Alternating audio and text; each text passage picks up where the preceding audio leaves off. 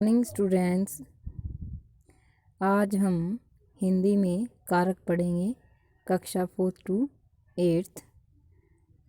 सबसे पहले आपको मैं 2 उदाहरण देती हूँ, उनसे समझाती हूँ कि क्या होता है कारक, किसका संबंध होता है कारक के साथ। सिपाही ने चोर को पकड़ा। सिपाही ने, ये भी ने क्या है, कारक है। किसको पकड़ा? चोर को क्या है, ये भी कारक है। राम का भाई लक्ष्मण है।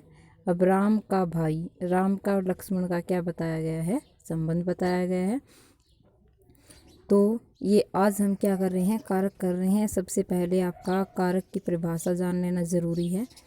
संज्ञा या सर्वनाम के जिस रूप से उसका क्रिया तथा वाक्य के दूसरे शब्दों से संबंध ज्ञात हो उसे कारक कहते हैं। जैसे ऊपर हमने 2 उदाहरण किए थे कि सिपाही ने चोर को पकड़ा। सिपाही ने, किसने पकड़ा? सिपाही ने, ठीक है। और किसको पकड़ा? चोर को पकड़ा। अब संबंध बताया गया है इनका, ठीक है ना। बोला है ना कि संज्ञा या सर्वनाम के जिस रूप से उसकी क्रिया तथा वाक्य दूसरे शब्दों से संबंध। अब क्या है, ने और को क्या है, कारक हैं। इसके बाद इसके भेद हैं। कारक के कितने भेद होते हैं? 8। कितने भेद होते हैं? 8। अब मैंने यहाँ पे एक सारणी बना रखी है। कारक परसर्ग कौन कौन से कारक हैं? कर्ता, कर्म, करण, संप्रदान, अपादान, संबंध, अधिकरण, संबोधन। और ये हमने संस्कृत में भी पढ़े थे। अब ये विभक्तियाँ ये संस्कृत में यूज़ करते हैं हम। प्रथमा, द्वितीया, तृतीया, चतुर्थी, पंचमी, षष्ठी, सप्तमी, संबोधन, ठीक है। अब कर्ता का जो चिन्ह है वो क्या है? कर्ता ने कर्म को करण से के द्वारा, संप्रदान के लिए और को, अपादान से अलग होना, संबंध का, के, की, रा, रे, री, अधिकरण में, पर, संबोधन हे, अरे, ठीक है। अब ये जो कारक हैं, इन कारक तो आगे लिख रखे हैं मैंने, कर्ता, कर्म, करण, ठीक है। इनके चिन्ह है वो ये लास्ट में दिखाए गए हैं। इसके बाद हम सभी की डेफिनेशन करेंगे उदाहरण सहित। सबसे पहले हमारा है कर्ता। कर्ता कौन होता है? जिसके द्वारा कार्य किया जाता है, ठीक है। जैसे कि मैं पुस्तक पढ़ रही हूँ, अब मेरे द्वारा, जैसे किसी का नाम ले लेते कि मोहन खाना खा रहा है, ठीक है। अब मोहन क्या है? कर्ता है, ठीक है। किसके द्वारा खाया जा रहा है? मोहन के द्वारा।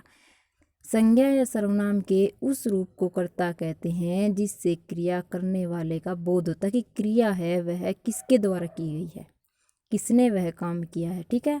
जो काम करने वाला था, कर्ता, ठीक है, कर्ता वह होता है। जैसे माँ ने भोजन बनाया, किसने बनाया? माँ ने। माँ क्या है यहाँ पर? कर्ता है। और ने है उसका, ने भोजन बनाया। अगला है सुशीला पत्र लिखती है। अब सुशीला किसने लिखा है? सुशीला ने, ठीक है। सुशीला शब्द क्या है? कर्ता है। किसके द्वारा किया गया काम? सुशीला के द्वारा। इसमें ने क्या हो गया? कर्ता ने। ने शब्द जो माँ ने भोजन बनाया, ने परसर्ग हो गया, इसका चिन्ह हो गया, ठीक है। सेकंड है हमारा कर्म कारक। शब्द के जिस रूप पर क्रिया के व्यापार का फल पड़ता है, ठीक है। क्रिया का जिस व्यापार पर फल पड़ रहा है वह क्या कहलाता है? कर्म कारक। जैसे कि अध्यापिका बच्चों को पढ़ाती है। कौन पढ़ा रही है? अध्यापिका, ठीक है। किसको पढ़ा रही है? बच्चों को। तो कर्म का जो चिन्ह था वो क्या है? कर्म को। अगला है महेश पत्र लिखता है। किसके द्वारा लिखा जा रहा है? महेश के द्वारा, ठीक है। अब पत्र पर इसका फल पड़ रहा है, कर्म है इसका, पत्र। इन वाक्यों में बच्चों को तथा पत्र में कर्म कारक है, ठीक है। यहाँ क्रिया के व्यापार का फल बच्चों तथा पत्र पर पड़ रहा है। इसमें क्या है? ये कर्म बताए गए हैं, बच्चा और पत्र, ठीक है।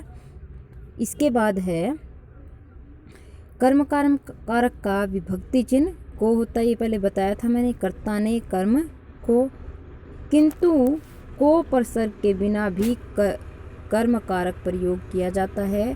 कर्म कारक यदि अप्राणीवाचक है, अगर वह अप्राणीवाचक है, ठीक है, तो अक्सर को कारक नहीं आता। जैसे मीना फल काटती है, अब सीधा फल किसके ऊपर पड़ रहा है? क्रिया का कर्म के ऊपर, ठीक है। अब यहाँ क्या है? को नहीं आया, फल शब्द क्या है यहाँ पर? कर्म हो गया। इसके बाद है करण कारक। करण कारक में हमें किसकी ज़रूरत पड़ती? किसी साधन की, ठीक है। किसी साधन के द्वारा ही कोई क्रिया की जाती है। कर्ता जिस साधन की सहायता से काम करता है उसे करण कारक कहते हैं। जैसे राम ने रावण को तीर से मारा। किसने मारा? राम ने रावण को किससे मारा था? तीर से। अब तीर क्या है यहाँ पर? साधन है, ठीक है। जैसे एक और उदाहरण ले लेते हैं। जैसे मोहन सीढ़ी से छत पर चढ़ता है। सीढ़ी से किसकी सहायता ली उसने? सीढ़ी की। एक और उदाहरण इसके अंदर, मोहन ने सांप को डंडे से मार डाला। किससे मारा? डंडे से। अब डंडे से क्या है? करण है, ठीक है। और करण का कारक चिन्ह क्या था? से या फिर के द्वारा, ठीक है। इसके बाद है संप्रदान कारक। कर्ता द्वारा जिसके लिए, देखो प्रदान, प्रदान शब्द लेना या देना। कर्ता द्वारा जिसके लिए कुछ किया जाए या दिया जाए उसे संप्रदान कारक कहते हैं। संप्रदान का अर्थ अभी बताया मैंने इससे पहले भी कि प्रदान करना, ठीक है, लेना या देना। पिताजी ने राजू के लिए खिलौना खरीदा। किसके लिए? राजू के लिए, ठीक है। अब खरीदा, लिया है, इसने ये कहा था कुछ किया जाए या फिर दिया जाए। अब के लिए एक संप्रदान का क्या है? परसर्ग है, इसका चिन्ह है, ठीक है। इसके बाद है अपादान कारक। अपादान में क्या पाया जाता है? अलग होना, ठीक है। जैसे पेड़ से पत्ता गिरता है, पेड़ से पत्ता अलग हो रहा है। संज्ञा या सर्वनाम के जिस रूप से किसी दूसरी वस्तु का अलग होना, तुलना करना या डरना पाया जाए उसे अपादान कारक कहते हैं। जैसे पेड़ से पत्ता गिरा। अब पेड़ से क्या है? पत्ता अलग हुआ है, ठीक है। अब अलग होना पाया गया। सीता गीता से लंबी है। यहाँ पर क्या की गई है? तुलना की गई है। डेफिनेशन में बताया था अलग होना, तुलना करना या फिर डरना। सीता गीता से लंबी है, तुलना की गई है। गाड़ी स्टेशन से छूट गई, यानी कि कोई व्यक्ति है वह स्टेशन पर पहुंचा ही था, उससे पहले क्या है? गाड़ी वहां से छूट गई, ठीक है, चली गई थी, तो उससे क्या है? गाड़ी अलग हो गई। इसके बाद है संबंध कारक। संज्ञा के जिस रूप से एक वस्तु या व्यक्ति का संबंध दूसरी वस्तु या व्यक्ति से ज्ञात हो उसे संबंध कारक कहते हैं। इसमें क्या बताया जाता है? संबंध बताया जाता है व्यक्ति का या फिर वस्तु के साथ। यह राम का घर है। अब कोई बता रहा है कि यह राम का घर है, तो राम का, ठीक है, संबंध बताया उस घर के साथ। यह मेरी कार है, और कार, कोई कार खड़ी है, उसके लिए क्या कह रहा है कि यह मेरी कार है, तो वह क्या बता रहा है? संबंध बता रहा है। अधिकरण कारक संज्ञा या सर्वनाम के जिस रूप से क्रिया के आधार का, कि क्रिया कहाँ हुई है, ठीक है, अंदर हुई है या बाहर हुई है, के आधार का बोध हो उसे अधिकरण कारक कहते हैं। जैसे पानी की बोतल फ्रिज में रखी है। अब वह क्या है? फ्रिज के अंदर रखी है, ठीक है। में शब्द क्या है? में क्या है? इसका चिन्ह है। छत पर माँ बैठी है। अब बैठी तो माँ है, ठीक है, पर क्या है यहाँ पर? इसका कारक चिन्ह है, ठीक है।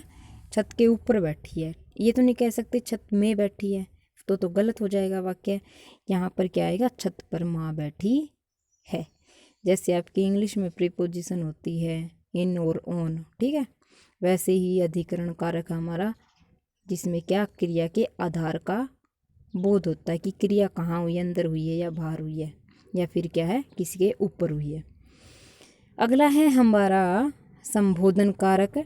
जिस शब्द से किसी को पुकारने या सचेत करने का बोध हो वहाँ संबोधन। संबोधन से पता ही चल रहा है, ठीक है, कि हम किसी को संबोधित करते हैं, पुकारते हैं, बुलाते हैं, ठीक है।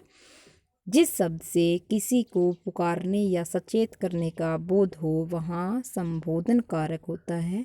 जैसे अरे फल वाले इधर आना। अब कोई रेडी वाला जा रहा है, फल बेच रहा है, ठीक है, उसे क्या कहते हैं हम? अरे फल वाले इधर आना। अगर कुछ हो जाता तो क्या कहते हैं हम? हे भगवान अब मैं क्या करूं, ठीक है। तो हम क्या किसी को बुलाते हैं या फिर किसी को सचेत करते हैं तो हम किसका प्रयोग करते हैं? संबोधन कारक का। इसका चिन्ह है हे अरे, और इसमें क्या होता है? विस्मयादि बोधक चिन्ह होता है, ठीक है। विस्मय का तो अर्थ पता ही है, आश्चर्य व्यक्त करने के लिए हम प्रयोग करते हैं। आई होप आपको ये वीडियो समझ में आ गया होगा। अगर कुछ समझ में नहीं आया तो आप पूछ सकते हैं। Thank you and have a nice day.